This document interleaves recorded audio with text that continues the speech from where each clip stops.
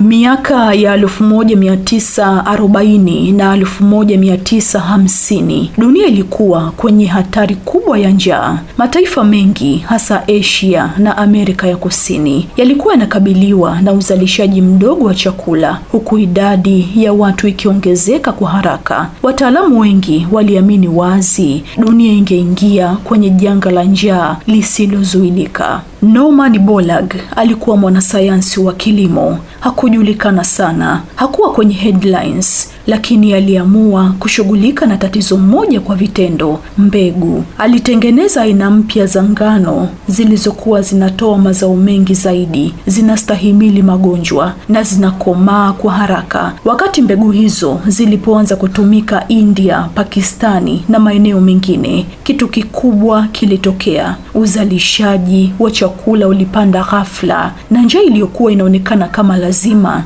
ilianza kupungua. Hii ilikuja kuitwa Green Revolution. Inakadiriwa mchango wake umeokoa zaidi ya watu bilioni 1 dhidi ya njaa. Lakini cha kushangaza ni hiki: nje ya miduara ya sayansi na kilimo, watu wengi hawamjui. Hakukuwa na drama, hakukuwa na kelele, ni kazi tu. Matokeo yake yakawa makubwa kuliko jina lake. Hadithi yake inabeba kitu kizito kidogo. Mara nyingi michango halisi haipigi kelele, inajificha kwenye kazi yenye ukimya, inayogusa maisha ya watu wengi kuliko tunavyoweza kuona kwa macho.